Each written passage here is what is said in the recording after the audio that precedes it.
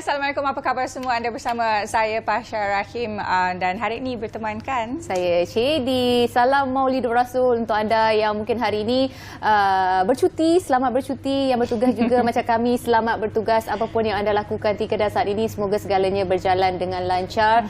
Dan saya kira hari ini merupakan sambutan Maulidur Rasul sebagai tanda kita, ialah saya kira ini fitrah sebenarnya manusia mengingati tarikh kelahiran seseorang sebagai tanda untuk kita menghargai dan juga memperingati. Betul. Dan juga pada masa yang sama, moga-moga kita semua dapat mencontohi pribadi Rasulullah SAW. Dan hari ini juga sebenarnya akan berlakunya sambutan Maulidur Rasul secara besar-besaran yang setelah lama tidak diadakan beberapa tahun disebabkan pandemik COVID. Jadi seperti biasa hari ini kita akan bersama anda selama 1 jam sehingga 10 pagi dan pengisian kita juga sempena Maulidur Rasul ini kita akan bercakap tentang sunnah-sunnah yang dilupakan. Jadi ada antara sunnah yang tak pernah dilupakan.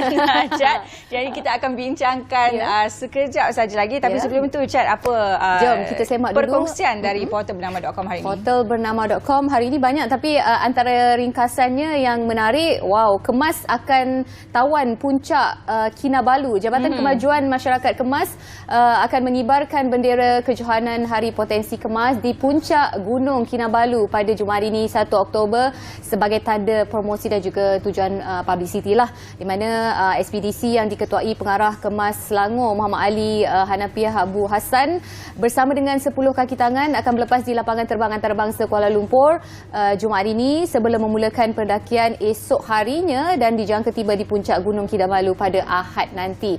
Dan selain itu juga mereka akan menjalankan aktiviti rekreasi yang mencabar ketahanan fizikal dan juga mental, dan ekspedisi ini juga membawa misi kemas untuk mencapai kejayaan di mata dunia dengan simbolik mengibarkan bendera kemas di puncak Gunung Kinabalu. Dan antara lainnya kemas akan menganjurkan Hari Potensi Kemas peringkat kebangsaan pada 3 dan juga 5 November ini di dataran kemerdekaan Shah Alam Selangor. Hari Potensi Kemas Tabika Kemas mula dilaksanakan pada rancangan Malaysia ke-6 bermula 1991 lagi, diikuti 1997 sehinggalah 2004. Dan kita harapkanlah untuk misi tawan puncak Gunung Kinabalu sempena dengan Hari Potensi Kemas ini, diharapkan pendakian Jumaat ini berjalan dengan lancar dan tiba juga dengan misi yang selamat, insya-Allah. Dan juga sekarang juga sedang berlangsung Sukan Asia di Hangzhou, China. Untuk kita dapatkan laporan lebih lanjut, kita akan bersama Nazrin Arif dan juga Arvik Neswaran, kita saksikan. Jom.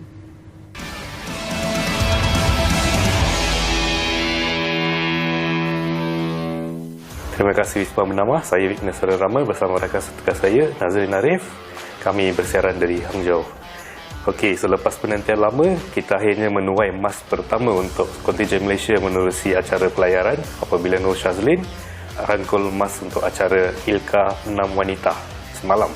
Dan itu sesuatu yang sangat membanggakan. Bukan saja beliau memberikan emas pertama untuk Malaysia, tetapi beliau juga sedang melayakkan diri untuk Olimpik Paris tahun depan. Dan beliau mengharapkan satu program yang baik selepas ini untuk meneruskan persiapan ke Paris dengan membuat latihan di Eropah. Dan kita berharap beliau terus menampilkan prestasi yang baik. Walaupun beliau agak sedih kerana tidak dapat menghabiskan perlumbaan kerana perlumbaan semalam ataupun medal race tu tidak dapat dilangsungkan kerana keadaan angin yang sangat perlahan untuk diadakan. Okey, pastinya Vic, suasana sedikit sebab dekat pusat pelayaran Ningbo tu kerana buat pertama kalinya lagu Negaraku berkumandang di bumi Cina dan juga jalur gemilang megah berkibar. Okey, pada masa sama pingat Perak sudah berada dalam genggaman skuad sepak takraw lelaki negara apabila mengesahkan tempat ke final selepas menumpaskan Laos 2-0 pada aksi separuh akhir. Peluang menang emas yang didambakan pada final esok tak mustahil, namun berdepan tugas yang sangat getir apabila bertemu Thailand yang sudah pasti mahu mempertahankan tingkat emas yang dimenangi pada edisi lalu, Vic. Saya rasa dengan tekanan yang lebih dirasai Thailand, Malaysia seharusnya ambil peluang ini kerana sekaligus dapat memperbaiki pencapaian pingat perak pada edisi lepas, Vic. Alright. Okey, squash juga telah mengesahkan 2 pingat sekurang-kurangnya gangsa daripada acara berpasukan apabila kedua-duanya sudah sahkan tempat ke separuh akhir. Dan skuad lelaki yang turun sebagai juara bertahan telah menewaskan Jepun dan Thailand dengan skor 3-0. Tak ada chance langsung. Tak bagi chance langsung. Terus menang 3-0 dan mereka akan bertemu Hong Kong pada hari ini untuk menentukan siapakah juara kumpulan supaya draw ke semifinal tu lebih mudah. Dan pasukan wanita yang juga merupakan pemenang pingat gangsa pada edisi lepas akan bertemu India pada aksi terakhir. Mereka telah menjinakkan Macau dengan keputusan 3-0 juga semalam. Dan kita harap mereka akan terus mara ke semifinal sebagai top of the group dan terus menang dan terus meraih emas dalam kedua-dua acara ini. Sementara itu di Velodrome Chunan pula, adik-beradik Faizal Syafidaus dan juga Ridwan Syarum telah pun melayakan diri ke suku akhir acara pecut berbasikal track. Dan kita juga harapkan berita baik daripada mereka supaya terus mara ke separuh akhir dan juga final, supaya sekurang-kurangnya kita ada satu pingat walaupun Dato' Azizul Azni tidak dapat menyertai kita kerana kemalangan ketika latihan tempoh hari. Pasukan wanita pula, kita ada Anis Samira dan Nurul Iza Izzati yang terpaksa berpuas hati dengan kedudukan ke-7 dan ke-8 pada acara Keirin wanita. Jadi Vic, dengan kabar-kabar gembira yang dibawa itu sedikit sebanyak dapat menutup kegagalan beberapa sukan. Vic, tak dapat dinafikan ada beberapa sukan yang gagal mencapai jangkaan, betul Vic. Dan diharapkan mereka yang akan turun beraksi pada hari ini antaranya jagoh equestrian Muhammad Kabil Ambak Muhammad Fatil yang akan beraksi dalam final acara dressage individu pertahanan 1, iaitu peluang kita untuk menambah kutipan pingat setakat ini. Dan beliau adalah pemenang pingat perak pada edisi lepas. Sudah pasti setiap atlet mahu mencapai kejayaan yang lebih pada kejohanan yang akan datang. Okay? Jadi selain itu, peminat badminton tanah air dah tak perlu nak rasa tertunggu-tunggu. Diorang dapat lepaskan rindu tu sebab pemain kesayangan mereka akan turun beraksi apabila skuad badminton lelaki negara akan memulakan cabaran mereka di Gimnasium Binjiang. Selain itu, kontingen negara akan turun beraksi dalam acara hoki yang agak menarik kerana pertemuan esok Vic libatkan Malaysia dan Indonesia. Ini bukan bola tapi hoki. Jadi seteru dia agak berbeza. Tapi tumpuan adalah kerana skuad Indonesia kali ini dibimbing oleh bekas jurulatih kebangsaan iaitu Muhammad Dharma Raj. Saya sempat berbual dengan beliau semalam. Saya tanyakan apa jangkaan dia. Beliau kata Malaysia akan cuba jaringkan sebanyak gol bila lawan dengan pasukan dia. Jadi apa mungkin sikit Vic lah, mungkin ekspektasi. Bagi saya, kalau bola mungkin perlawanan ini sangat panas kerana kedua pasukan punya perbezaan tidaklah begitu tinggi. Tapi kalau hoki, jurang dia sangat tinggi dan Malaysia sepatutnya menang besar, menang selesa. Dan mungkin jurulatih juga mungkin tidak akan mengambil risiko dengan go all out. Mungkin jurulatih akan simpan tenaga sikit untuk game yang penting selepas ini menentang pasukan seperti China dan juga Korea Selatan. Betul. Jadi itu saja perkembangan yang kami bawakan dari sini. Kita doakan kejayaan atlet kita hari ini. Jadi kembali ke Wisma Bernama.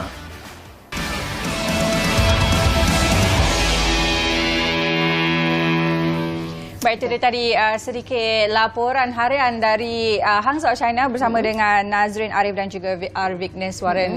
Kita ucapkan semoga atlet-atlet negara kita akan terus berjuang untuk mendapatkan pingat-pingat dan terus mengharumkan nama negara sedikit. Setakat ini kalau kita boleh ringkaskan jumlah pingat yang telah pun dikutip, sebanyak 7 pingat. Kita ada 1 pingat emas, 2 pingat perak dan juga 4 pingat gangsa. Dan selain daripada itu, Datuk Seri Azlina Othman juga sempat untuk mengucapkan tahniah kepada atlet-atlet wanita negara Malaysia kerana telah pun menyumbang sebanyak 1 emas, 1 perak dan juga 2 gangsa dalam sukan-sukan wushu, sukan berbasikal dan juga sukan pelayaran. Diucapkan tahniah kepada anda semua dan kita teruskan berjuang dan juga teruskan sokongan kepada skuad ataupun kontingen Malaysia di Sukan Asia Hangzhou, China. Okey, Chat, lepas ni kita tengok ramalan cuaca.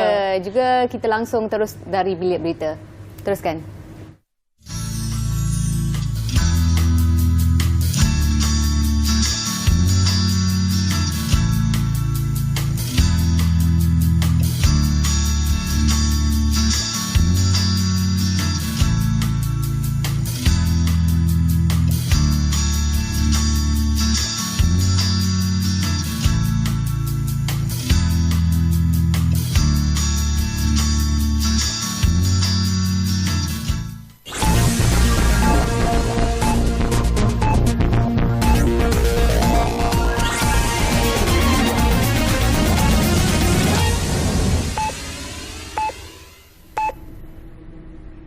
Assalamualaikum dan salam Malaysia Madani dari Bilik Berita. Jemaah Menteri menerusi media sosial mengucapkan selamat menyambut Maulidur Rasul kepada semua umat Islam dan mengajak seluruh umat untuk berselawat. Majlis sambutan Maulidur Rasul peringkat kebangsaan akan diadakan hari ini di Pusat Konvensyen Antarabangsa Putrajaya dengan tema tahun ini adalah Perpaduan Teras Malaysia Madani. Timbalan Perdana Menteri Datuk Seri Dr. Ahmad Zahid Hamidi selain mengucapkan selamat menyambut Maulidur Rasul, beliau berkata sirah perjuangan dan kehidupan Rasulullah merupakan sumber rujukan amat berharga untuk semua pihak dalam membangunkan sebuah negara. Menteri Komunikasi dan Digital Fahmi Fadzil pula mengajak umat Islam untuk mengamalkan sunnah Rasulullah dan mendoakan agar semua terus menjadi insan yang lebih baik daripada sebelum ini. Menteri di Jabatan Perdana Menteri Hal Ehwal Agama, Datuk Dr. Muhammad Naim Mokhtar, menyeru umat Islam mentaati perintah Allah Subhanahu Wa Taala dan mengamalkan semua sabda Rasulullah serta turut mendoakan supaya rasa kasih dan cinta ummah kepada Nabi Muhammad semakin bertambah.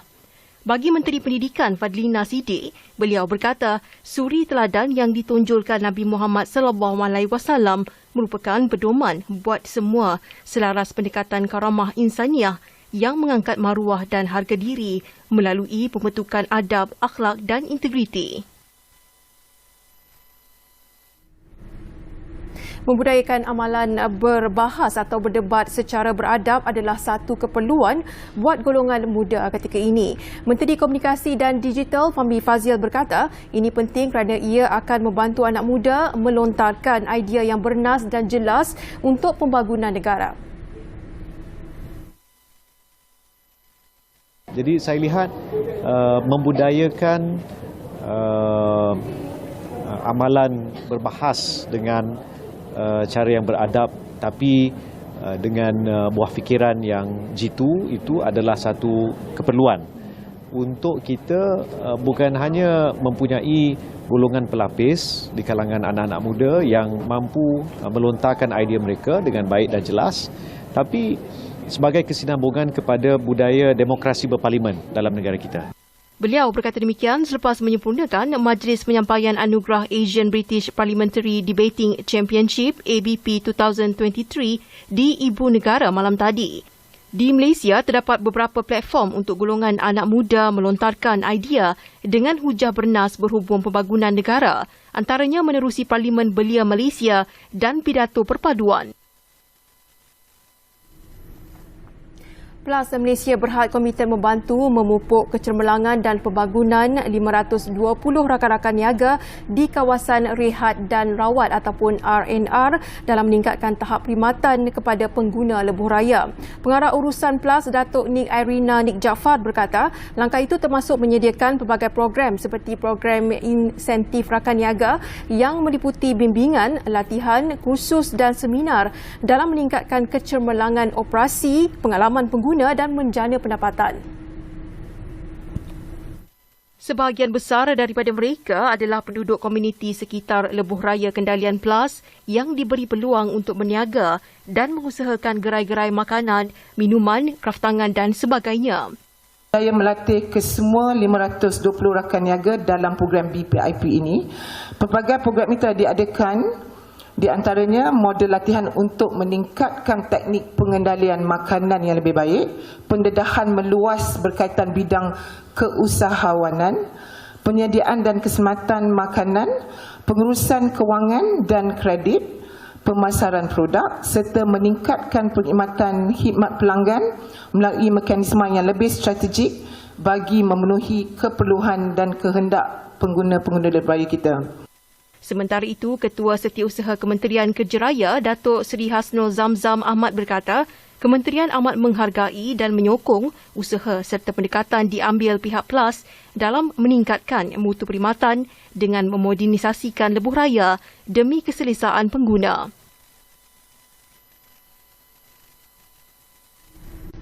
Untuk itu sekian dari Bilik Berita. Salam Malaysia Madani dan Assalamualaikum.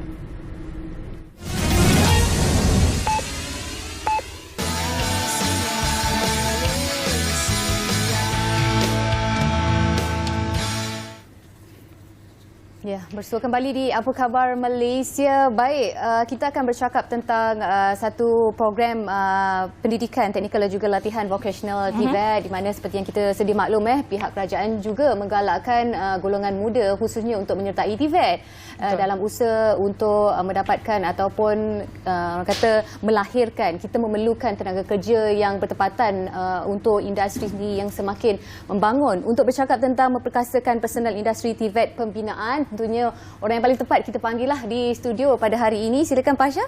Baik, bersama kita pada pagi ini saya perkenalkan Insinyur Dr. Muhammad Arkam Cik Munain, Ketua Pegawai Eksekutif dari Mega Jati Akademi Seni dan Bahasa. Hari ini kita nak bercakap mengenai pemerkasaan personal industri TVET pembinaan secara khasnya. Okey, pertama sekali kita nak tahu juga dalam konteks pembinaan itu sendiri, mungkin ada banyak kategori orang kata pendidikan dan juga latihan yang boleh disediakan. Antaranya apakah ia? Terima kasih Puan. Assalamualaikum, selamat pagi semua. Bagi industri kita, kalau kita lihat dalam sektor pendidikan, kita ada dua aliran yang paling penting lah, yang paling terkenal lah. Yang pertama aliran akademik, dan ini ramai orang tahu bila mana kita ada SPM, diploma, bachelor, master, PhD. Ini aliran akademik yang jelas, ramai orang tahu. Tapi dalam masa yang sama kita juga ada aliran yang dipanggil aliran kemahiran, yang mana dikeluarkan sijil kemahiran. Sijil kemahiran ini dikeluarkan oleh beberapa agensi, antaranya yang di Malaysia paling terkenal adalah Jabatan Pembangunan Kemahiran. So, inilah aliran alternatif kepada aliran akademik yang saya sebutkan tadi. Dan dalam masa yang sama kita juga ada satu lagi aliran yang dipanggil aliran kompetensi, di mana pekerja ataupun pekerja mahir ini diberikan pensijilan melalui tahap kompetensi masing-masing. Jadi ini yang kita bawa sekarang. Maksudnya dalam keadaan ini aliran akademik, aliran kita panggil aliran TVET tadi yang disediakan oleh pengacara, dan juga aliran kompetensi yang diberikan oleh agensi-agensi tertentu. Jadi dalam sektor pembinaan kita ada takrifan kepada personal binaan. Personal binaan ni maknanya pekerja dalam industri binaan secara umum lah.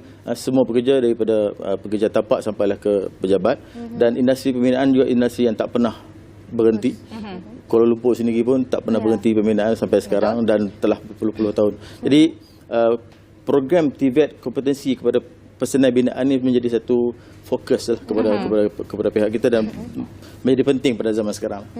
Okey, setakat ni macam mana perkembangan terhadap permintaan TVET khususnya dalam pembinaan itu sendiri? Okey, kalau kita lihat dari sudut akademik tadi, biasanya kita akan graduate kalau pekerja atau kalau pelajar-pelajar degree pada umur lebih kurang 24-23 tahun. Tetapi dalam masa yang sama ada juga yang tidak dapat menyambung pengajian di peringkat yang tertiary, peringkat ketiga tadi. Maksudnya dalam konteks ini mereka akan masuk ke pasaran lebih awal, lebih kurang pada umur 18 setelah dibenarkan kerja selepas SPM, dan pada tahap-tahap tertentu mereka akan bekerja dalam industri mungkin 10-15 tahun. Dalam tempoh itulah mereka akan mula pergi ke dalam pensijilan yang sebutkan tadi. Jadi dari segi sambutan memang sangat-sangat menggalakkan. Semuanya beberapa isu yang berlaku lah, antaranya isu sokongan kewangan sebagai contoh. Sebab setiap kursus ini memerlukan belanja modal dan sebagainya. Jadi satu sudut inilah yang dikatakan keperluan bagi pihak kita untuk bawa program ini dengan cara yang lebih sistematik dan berterusan. Okey, pastinya dalam sektor pembinaan ni, kalau kita bercakap tentang kerjaya-kerjaya yang lebih ke arah akademik, kita bercakap tentang arkitek, interior designer, quantity surveyor dan sebagainya, benda tu dah memang ramai orang tahu. Jadi kalau kita nak fokus pada kemahiran-kemahiran yang dalam bidang TVET ni, dalam vocational ni sendiri. Jadi untuk doktor sendiri, apakah yang menjadikan inspirasi untuk doktor memulakan pusat latihan ni yang berasaskan TVET pembinaan, misi dan juga objektif lah yang ingin dicapaikan menerusi Akademi Mega Jati Akademi Sdn Bhd. Baik, terima kasih.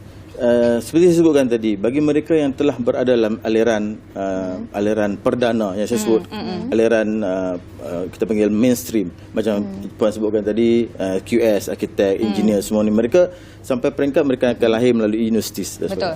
Tapi dalam masa yang sama ada kumpulan yang tidak masuk universiti, mereka akan masuk terus dalam pasaran kerja. So bila mereka masuk terus dalam pasaran kerja, tempoh pengalaman yang ada dalam diri mereka sejak mereka mula bekerja sampailah sekarang menjadi satu cara untuk mereka menembus kembali pensijilan. Dengan cara itu, kalau kita tanya tentang soalan inspirasi kita, saya lihat ada ramai golongan yang memerlukan pensijilan secara alternatif rather than go ataupun pergi ke arah laluan perdana, sebab laluan perdana established dan mereka memerlukan syarat-syarat tertentu untuk masuk ke laluan perdana. Tapi kalau mereka berada di luar laluan perdana, contohnya dah bekerja, tidak ada peluang untuk masuk ke universiti, maka konsep TVET serta pensijilan sepanjang hayat ni menjadi satu keperluan yang sangat penting. Antara pekerjaan-pekerjaan ni yang boleh mendapatkan pensijilan menerusi Akademi Mega Jati ni, apa dia? Sekarang secara khusus kita ada, contohnya dalam industri pembinaan kita ada penyelia tapak bina. Ini tarifan yang paling kita kata standard lah, penyelia tapak bina. Di bawahnya ada pekerja-pekerja mahir, pekerja-pekerja buruh. Kemudian kita ada pertengahan seperti pengurus tapak bina. Kemudian kita ada pengurus projek yang lebih tinggi ataupun pengarah projek yang lebih tinggi.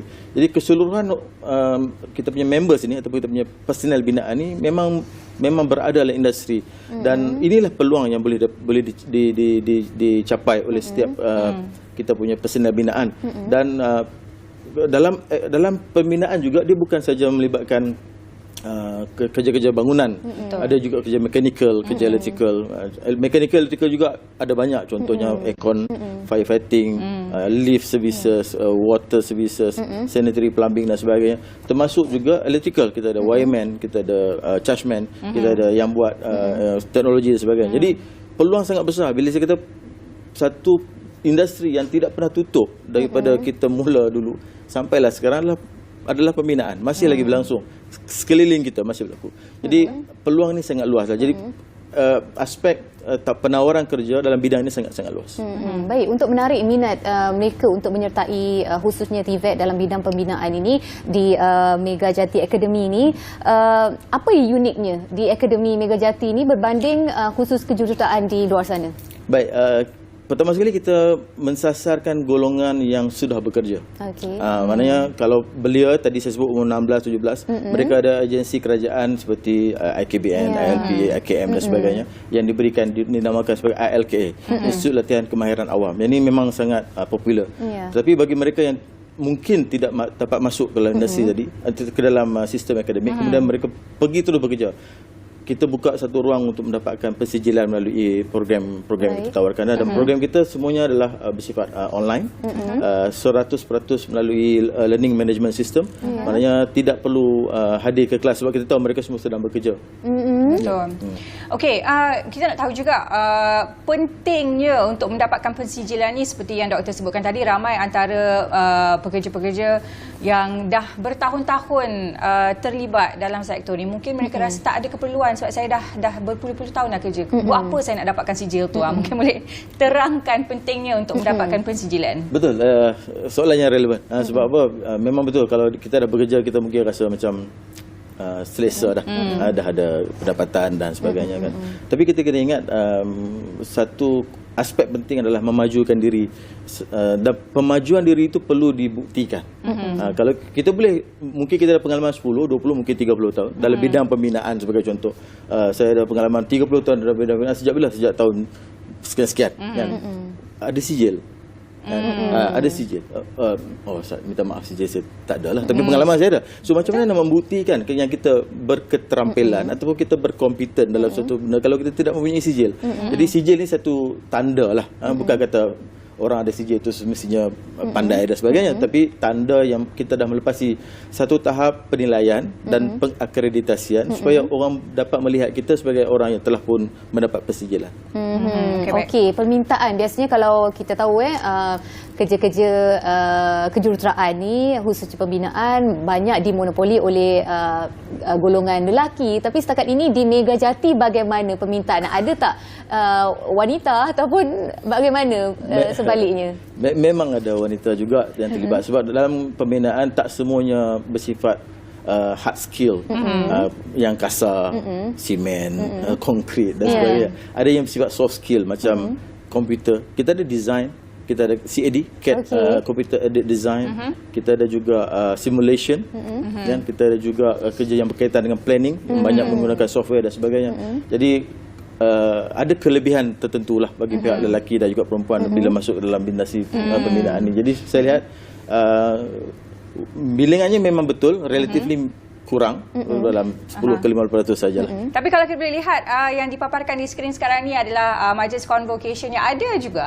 Itu dia antara wanita-wanita yang telah pun mendapatkan pensijilan daripada Megajati Akademi. Sekarang kita nak tanya pada doktor sendiri, mungkin boleh terangkan sedikit antara falsafah dan juga pendekatan yang digunakan di Megajati Akademi ini untuk kita memupuk satu persekitaran pembelajaran tu yang lebih kondusif.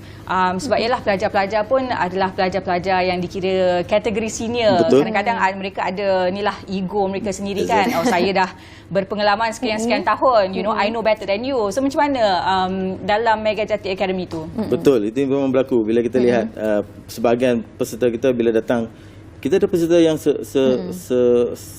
seumur 62 tahun masuk dalam pensijilan kita. Dan bila kita lihat sebenarnya range yang kita dapat, sebab kalau kita ambil daripada sekolah lain dia punya rupa kan, dia bila kita ambil yang dah 15-20 tahun pengalaman ni memang ada cabaran tertentu lah, tapi keseluruhannya mereka boleh mengadaptasi sebab khususnya bila cabaran belajar zaman sekarang. Kita ada online, kita ada LMS, self-learning, kemudian konsep continuing education, maknanya kena berterusan. Persijilan yang dapat kita sediakan secara berterusan tanpa perlu menghadiri sebarang kelas secara rasmi. Kelas juga tetapi secara online dan sebagainya. Jadi ini konsep pendekatan baru yang kita nak kenalkan. Okey, mungkin doktor juga boleh terus jelaskan berkaitan dengan tawaran daripada pihak Megajati Academy ini kepada bakal-bakal pelajar yang akan menyertai kursus yang ditawarkan ini dalam bidang kejuruteraan mekanikal dan juga elektrik. Kita ada ranges of products lah, daripada serendah-rendah RM40 webinar 2 jam, semahal-mahal sampai dekat-dekat 20,000 pun ada.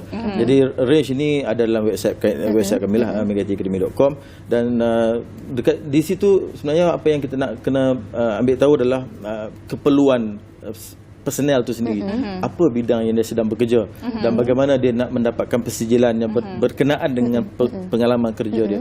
Jadi insya-Allah kalau dalam bidang pembinaan kita ada kesemua program pembinaan yang berkaitan dengan yang ditawarkan oleh sebenarnya CIDB Malaysia juga, lembaga pembangunan industri pembinaan, contohnya Certified Construction Project Manager, Certified Project Manager, Certified Site Supervisor, Certified Traffic Management Officer, Facility Management Executive, Facility Management Manager. So selepas selesai proses pembinaan, bangunan ataupun infrastruktur itu akan diselenggara oleh pihak yang lain. Ini kita panggilkan FM tadi, Facility Management. Jadi sebab tu kita sebutkan tadi, industri ini tidak akan berhenti. Maknanya selepas siap ada je lagi industri lain yang akan masuk yang juga ditakrifkan sebagai aktiviti pembinaan. Dari segi kelayakan pula bagaimana? Okey, terima kasih. Soalan yang cukup tepat. bila kita apply lifelong learning maknanya ada minima requirement yang kita perlu kenakan. Tapi dari satu sudut kita kena lihat juga tahap. Contohnya reference ataupun rujukan yang kita pakai adalah International Standardization of Classification of Education 2011. Jadi standard yang kita pakai ini adalah memastikan tahap yang kita letak, tahap 1, 2, 3 sebagai contoh, 4, 5 dan 6 dan paling tinggi tahap 8 setara dengan tahap yang ada di dalam sistem qualification framework yang kita ada di Malaysia. Jadi kesemuanya kita bawa secara localized framework, which is Malaysian Qualification Framework, ataupun CIDB kita ada framework yang tersendiri di CIDB, dan juga kita mapkan dengan satu lagi framework melalui kerangka kelayakan Eropah yang lain. Tadi dalam convocation video klip tadi adalah kerangka kelayakan lain, kerangka kelayakan Eropah. Jadi kita buat satu pembandingan dari sudut kesetaraan. Yang pasti tidak akan dapat lari daripada ISCED tadi, International Standardization of Classification of Education, supaya benda tu dapat diterima sebagai syarat masuk.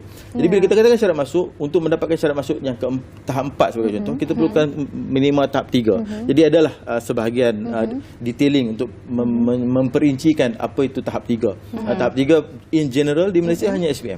In general hanya SPM. Jadi jika ada yang lebih bawah daripada itu, kita akan cuba buat satu proses seperti foundation atau bridging, ada mungkin proses-proses tertentu supaya dia dapat juga masuk. Ada satu lagi kaedah kita panggil Recognition of Past Experience Learning, RPEL.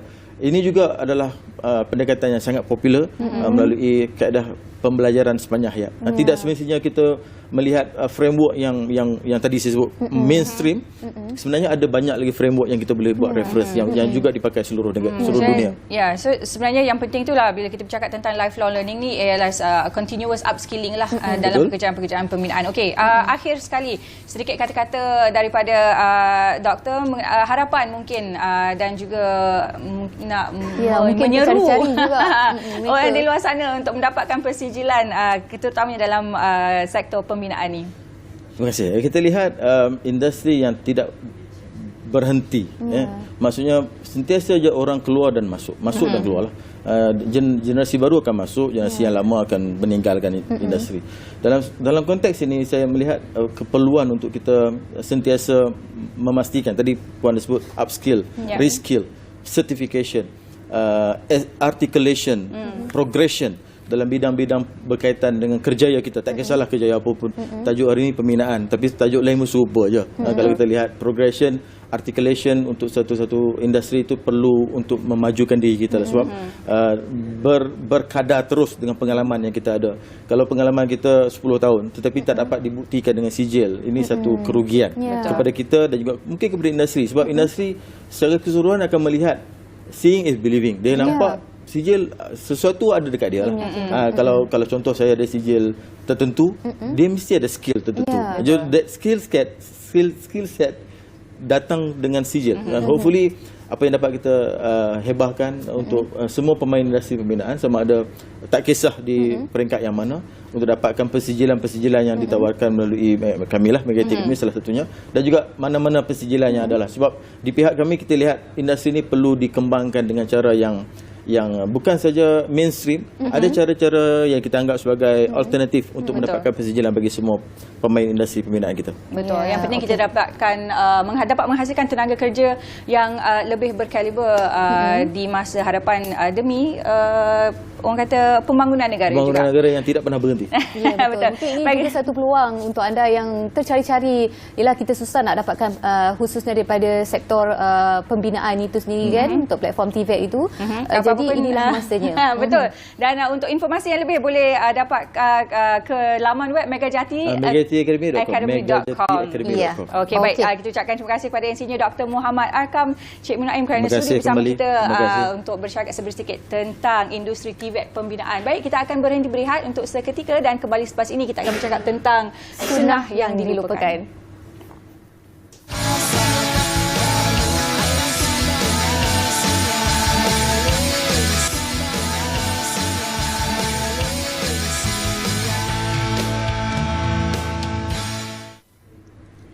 masih lagi bersama kami dalam Apa Khabar Malaysia. Terima kasih kerana setia. Topik kita yang seterusnya berkenaan dengan sunnah-sunnah yang dilupakan. Macam yang kita sebutkan awal tadi, hari ini merupakan sambutan Maulidur Rasul. Dan seperti kita memperingati Rasulullah SAW, kita nak bercakap juga tentang sunnah-sunnah yang perlu kita amalkan dalam kehidupan kita seharian. Dan bersama kami pada pagi ini, kami jemput Dr. Muhammad Hafiz Saleh, pengarah Pusat Islam Universiti Sains Islam Malaysia. Assalamualaikum. Assalamualaikum. Waalaikumsalam warahmatullahi wabarakatuh. Terima kasih atas kesudian meluangkan masa. Alhamdulillah. Seperti dengan sambutan Maulidur Rasul seperti yang kami katakan tadi, ini juga antara platform atau wadah untuk kita kongsikan bersama-sama dengan anda di luar sana. Ialah kadang-kadang kita ni lupa untuk mengingati ataupun mengikuti antara amalan maupun sunnah-sunnah junjungan besar kita Nabi Muhammad SAW. Mungkin saya sebenarnya bersyukur lelaki lebih cepat bila cakap buat sunnah ni. Alhamdulillah. Tapi satu sunnah je lah yang diingati. Itu sunnah yang paling diingati yang tak akan pernah dilupakan. Tapi secara ringkasnya, Doktor, mungkin kita mulakan. Apakah yang dimaksudkan dengan sunnah itu sendiri? Okay, bismillahirrahmanirrahim. Assalamualaikum warahmatullahi wabarakatuh. Alhamdulillah wassalatu wassalamu ala Rasulillah. Subhanaka la ilma lana illa ma 'allamtana innaka antal alimul hakim wa la haula wa la quwwata illa billahil aliyil azim.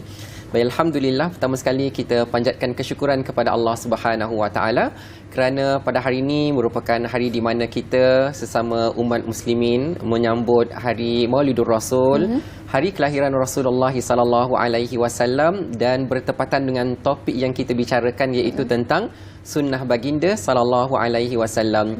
Boleh jadi seringkali kita dengar ucapan sunnah bila nak makan sebut bismillah, itu sunnah.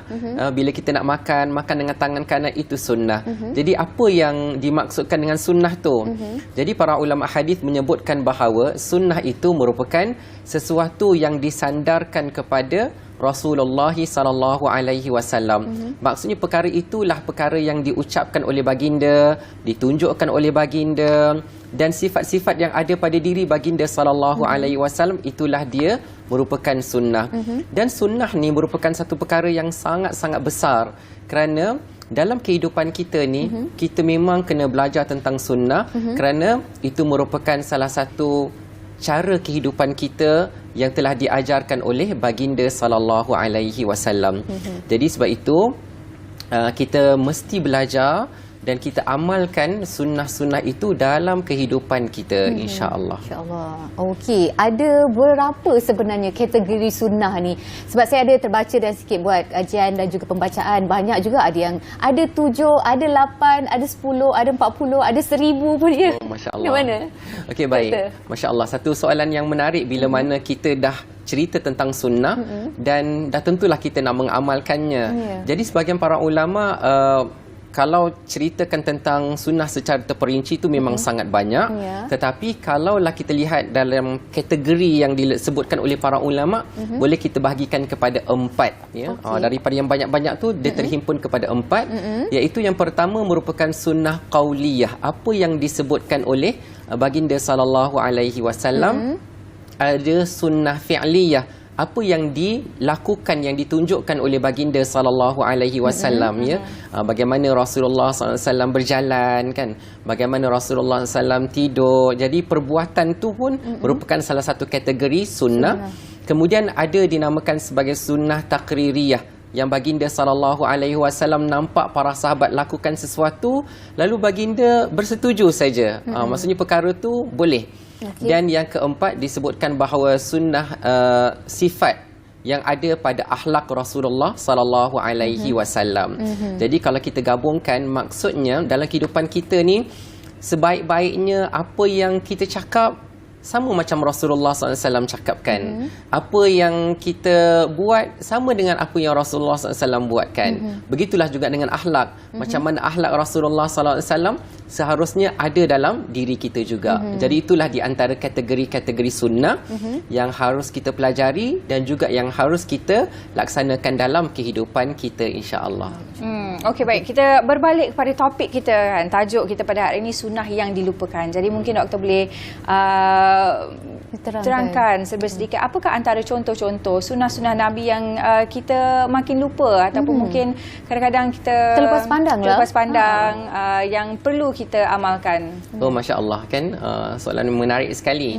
Sebab kalau kita lihat mungkin kita berada dalam dunia yang semakin mencabar dan semakin menyibukkan kita. Kadang-kadang gadget tu nak lepas daripada tangan pun susah.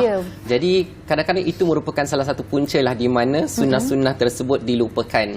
Jadi sebenarnya kalau kita lihat dalam banyak-banyak sunnah yang diajar oleh baginda sallallahu alaihi wasallam adalah yang kita perlu ucapkan. Contoh yang paling mudah, kadang-kadang bila kita nak makan kita lupa nak sebut bismillah. Sedangkan dia simple saja, mudah saja. Jadi kita kategorikan sunnah yang dilupakan tu adalah daripada apa yang kita selalu lupa nak sebut, selalu lupa nak baca.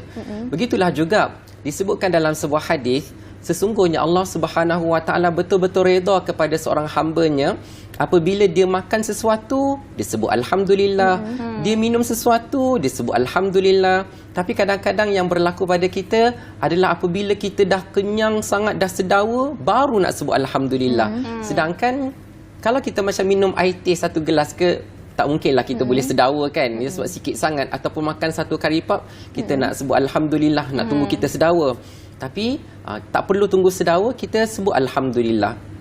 Macam itulah juga dengan bacaan Al-Quran kan. Sebenarnya kalau kita tengok ada banyak surah-surah dalam Al-Quran yang Rasulullah sallallahu alaihi wasallam ajarkan kepada kita, sampaikan disebutkan oleh para ulama tidak kurang daripada 40 sunnah sebelum kita nak tidur. Kita angkat wuduk dulu, kita baca 4 qul, baca surah Al-Ikhlas, surah Al-Falaq, surah An-Nas, surah Al-Kafirun, kita baca surah Al-Mulk, baca surah As-Sajadah, kan banyak surah dan banyak doa-doa yang diajar oleh baginda sallallahu alaihi wasallam. Tapi kadang-kadang hari ini yang boleh kita kalau tak salah nak cakap sebagai realiti adalah kita tidur dengan telefon dan kita bangun dengan telefon. Jadi kesibukan kita dengan telefon, dengan gadget tu membuatkan kita lupakan sunnah Rasulullah sallallahu alaihi wasallam.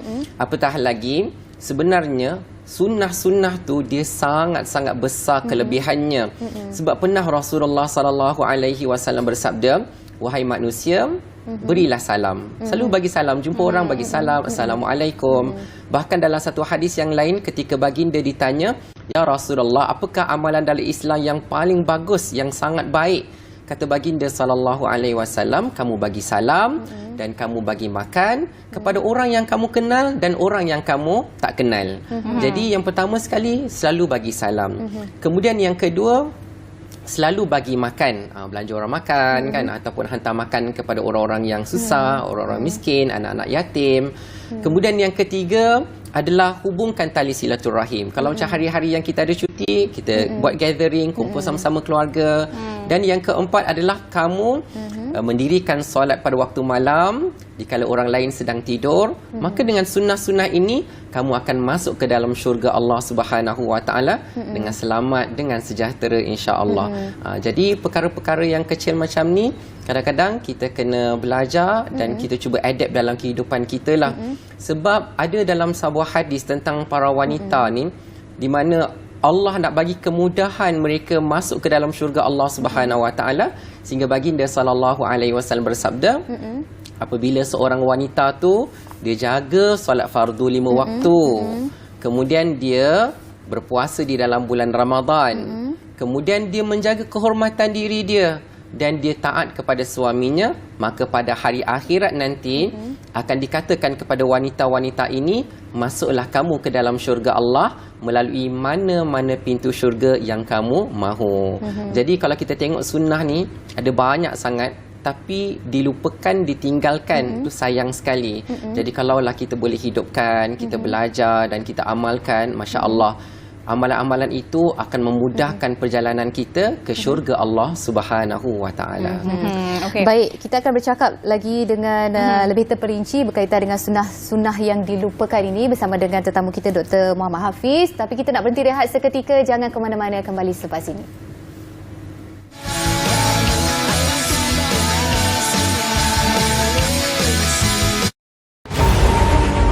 setengah pengguna media sosial ini telah menyebarkan berita yang bukan saja tidak benar, malah berita palsu ataupun naratif berkaitan dengan hal-hal agama dan kaum yang dikenali sebagai 3R, sehingga boleh terjejas usaha untuk mewujudkan sepaduan sosial dan berpaduan telah cuba dibina dan dibentuk untuk lebih 60 tahun oleh kerajaan dan pemimpin sebelum ini.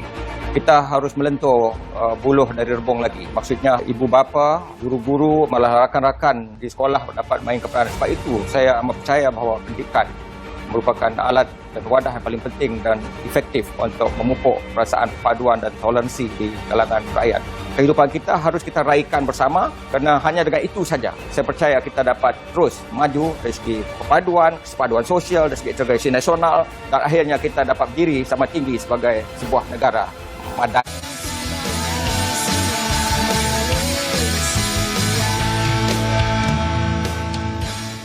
Ya, bersua kembali di Apa Khabar Malaysia. Masih lagi kita bercakap tentang sunnah-sunnah yang dilupakan. Tetamu kita di studio Dr. Muhammad Hafiz Saleh, Pengarah Pusat Islam Universiti Sains Islam Malaysia USIM. Baik, Doktor, bersempena dengan sambutan Maulidur Rasul untuk hari ini, bercakap juga tentang sunnah itu sendiri. Adakah sunnah yang khusus yang boleh kita lakukan sempena sambutan Maulidur Rasul ini, tanda kita tunjukkan rasa kasih dan cinta kita kepada Rasulullah junjungan besar? Okay, Masya Allah.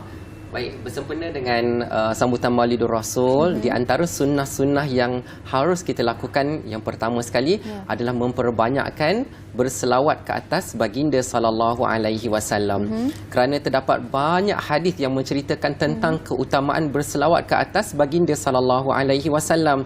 Di antaranya baginda sallallahu alaihi wasallam pernah bersabda, barang siapa yang berselawat ke atasku satu kali, maka Allah Subhanahu wa taala akan berselawat ke atasnya sebanyak 10 kali. Masya-Allah. Bahkan Rasulullah sallallahu alaihi wasallam sangat-sangat gembira apabila kita berselawat ke atas baginda, kerana pernah berlaku satu peristiwa di mana baginda sallallahu alaihi wasallam keluar daripada rumah baginda, lalu para sahabat melihat bahawa wajah baginda sallallahu alaihi wasallam sangat gembira, sangat ceria. Bahkan disebutkan bercahaya wajah baginda sallallahu alaihi wasallam.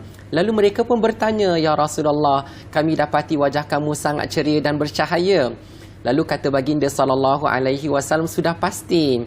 Kerana apa? Baru sahaja utusan Allah Subhanahu wa taala datang menemuiku, iaitu malaikat Jibril alaihi salam, dan dia berkata, sesungguhnya Allah Subhanahu wa taala berfirman, barang siapa yang berselawat ke atasmu satu kali, nescaya Allah Subhanahu wa taala akan berikan kepadanya 10 kebaikan, Allah akan ampunkan daripadanya 10 dosa, dan Allah akan tinggikan 10 darajat untuknya. Jadi pertama sekali dalam kita menyambut sambutan Maulidur Rasul ini, banyakkanlah berselawat ke atas baginda sallallahu alaihi wasallam. Yang kedua yang menjadi keutamaan kepada kita adalah mempelajari untuk mengenali siapakah Rasulullah sallallahu alaihi wasallam. Bab kata pepatah, tak kenal maka tak cinta. Jadi sebab itulah kita kena kenal siapakah dia Rasulullah sallallahu alaihi wasallam. Sebab mengenali baginda bukanlah sekadar biodata baginda sahaja, tetapi kita akan lihat macam mana kepribadian baginda sallallahu alaihi wasallam, macam mana tindak tanduk baginda, betapa mulianya akhlak baginda sallallahu alaihi wasallam. Sampaikan ketika baginda sedang berdakwah, orang-orang yang kafir Quraisy pun letakkan penghormatan kepada baginda sallallahu alaihi wasallam kerana akhlak baginda yang terpuji. Dan kalau boleh yang ketiga, selain daripada kita banyak berselawat dan belajar tentang baginda sallallahu alaihi wasallam, yang sangat utama adalah kita mempelajari sunnah-sunnah baginda sallallahu alaihi wasallam, kerana itulah yang insya-Allah kita amalkan dalam kehidupan seharian kita, insya-Allah. Baik, dan kita nak bercakap tentang inilah dalam kita memperingati hari kelahiran Nabi Muhammad sallallahu alaihi wasallam. Kadang-kadang manusia ni kita ada banyak melakukan perkara-perkara yang tak pernah dilakukan, ataupun perkara-perkara yang luar daripada sunnah, yang juga orang kata dipanggil bid'ah lah. Dan ada bid'ah-bid'ah ni orang mengatakan bahawa kalau kita melakukan perkara-perkara bid'ah ni akan terjerumus ataupun ia menjadi satu dosa. kita nak minta pandangan daripada doktor sendiri. Apakah perkara-perkara yang kita lakukan untuk ialah bila kita buat sesuatu sambutan itu kadang-kadang agak keterlaluan. Komen doktor tentang itu, dan juga apakah sebenarnya cara yang paling baik untuk kita memperingati hari kelahiran Nabi Muhammad SAW. Okey, Masya Allah kan. Satu perkara menariklah kerana disebabkan oleh sebahagian para ulama bahawa sunnah lawannya tu adalah bid'ah. Okey, baik. Jadi sebenarnya dalam kehidupan kita ni sebenarnya kalaulah kita fokus kepada sunnah, kalau kita belajar sunnah-sunnah baginda sallallahu alaihi wasallam, kita akan dapati bahawa kita tidak akan sempat untuk melakukan yang bid'ah kerana sunnah tadi saja dah terlalu banyak. Sebagaimana yang saya sebutkan tadi, para ulama sebutkan bahawa sebelum tidur sahaja sudah ada lebih 40 jenis sunnah, 40 perkara. Bayangkanlah kalau kita dah belajar ke 40 perkara tersebut, insya-Allah bid'ah tu tidak ada ruang untuk dilakukan. Okey, baik. Jadi itu yang pertamalah berkaitan dengan sunnah, lawannya adalah bid'ah. Cuma disebutkan oleh para ulama bahawa bid'ah itu sendiri ada daripada sudut bahasa dan ada daripada sudut istilah. Maka daripada sudut bahasa, bahawa bid'ah itu adalah perkara yang baharu.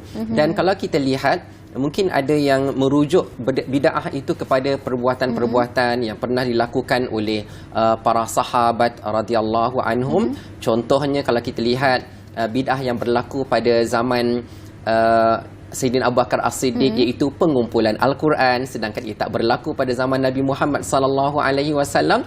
Maka itu merupakan bid'ah daripada sudut bahasa saja, perkara baru tetapi ada kepentingan untuk agama kita. Begitulah juga yang berlaku pada zaman Sayyidina Umar Ibn Khattab radhiyallahu anhu, ketika mana beliau melihat ataupun mengumpulkan orang untuk melaksanakan solat tarawih secara berjemaah, sedangkan pada zaman Nabi Muhammad sallallahu alaihi wasallam baginda melakukannya sekadar 3 malam sahaja.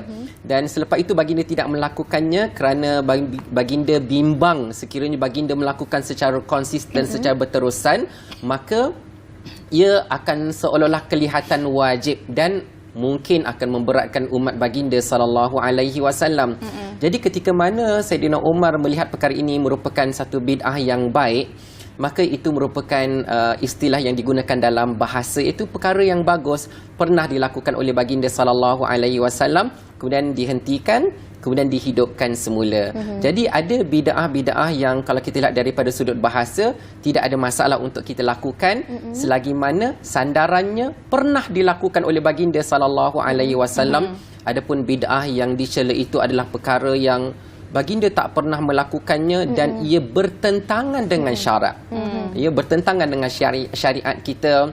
Tak ada dalam Islam perkara yang sengaja diada-adakan, macam tu barulah perkara yang harus ditegah. Masya-Allah. Banyak sebenarnya kalau melihat daripada apa yang dikatakan oleh Dr. Hafiz itu sendiri, terdapat banyak kelebihan dan juga manfaat kalau kita mengikuti ataupun melakukan sunnah-sunnah yang dilakukan oleh junjungan besar kita.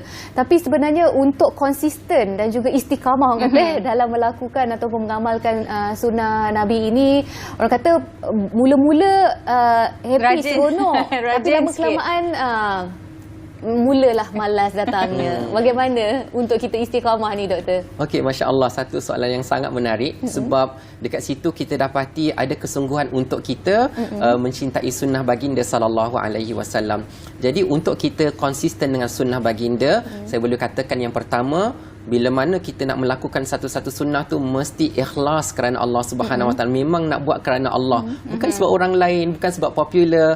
Contohnya kalau kita pakai jubah sebab nampak best kan, jadi waktu tu kita pakai, tak. Tetapi ikhlas kerana Allah Subhanahu Wa Taala, sebab itu yang baginda sallallahu alaihi wasallam suruh kita lakukan. Jadi selagi mana kita ikhlas, Allah akan mudahkan untuk kita istiqamah ataupun lakukan secara konsisten. Yang kedua, untuk kita istiqamah, konsisten dalam melakukan sunnah ni adalah ilmu. Mesti selalu belajar. Sebab belajar ni dia akan refresh, ingatkan kita lagi, nanti ustaz akan tegur kita. Apa salah silap kita, ustaz akan tegur lagi. Jadi bila sentiasa kita belajar ilmu-ilmu berkenaan dengan sunnah, apatah lagi sunnah-sunnah yang digandingkan dengan fadilat. Buat ni Allah akan ampunkan dosa kita, buat ni Allah akan tinggikan darajat kita, buat ni Allah akan selamatkan kita, buat ni Allah akan masukkan kita dalam syurga. Jadi bila kita belajar ilmu kata, besar sunnah ni, kena buat ni, mesti kena buat ni. Jadi ilmu akan guide kita, akan pandu kita supaya kita terus istiqamah dalam melakukan sunnah. Dan yang ketiga adalah sangat-sangat baik kalau kita berada di sekeliling kelompok orang-orang yang kuat mengamalkan sunnah-sunnah baginda sallallahu alaihi wasallam. Hari ini mungkin kita sebut sebagai circle lah kan. Kalau kita berada bersamping dengan orang-orang yang selalu mengamalkan sunnah baginda sallallahu alaihi wasallam, maka insya-Allah kita juga akan terikut-ikut dan akan sentiasa istiqamah dalam sunnah baginda sallallahu alaihi wasallam. Wallahu alam. Okey, itu dia sedikit sebanyak perkongsian daripada Dr. Muhammad Hafiz Saleh berkenaan sunnah-sunnah yang boleh kita amalkan, bagaimana kita nak konsisten. Sebenarnya kita bermula dengan sekecil-kecil amalan tu, lama-lama mungkin akan menjadi satu habit dan kita akan terus orang kata istiqamah, konsisten untuk melakukannya. Apapun itulah salah satu tanda untuk kita tunjukkan rasa cinta dan kasih kepada baginda. Jadi di hari sambutan Maulid Rasul ini sama-sama kita perbanyakkan amalan sunnah. Terima kasih banyak kepada tetamu kita Dr. Muhammad Hafiz atas undangan pada pagi ini di Apa Khabar Malaysia. InsyaAllah kita jumpa di lain kesempatan. Doktor, terima kasih banyak-banyak. Sampai di sini saja pertemuan kita. Saya Cedi undurkan diri. Assalamualaikum. Jaga diri, jaga kesihatan semua. Salam Maulid Rasul. Bye.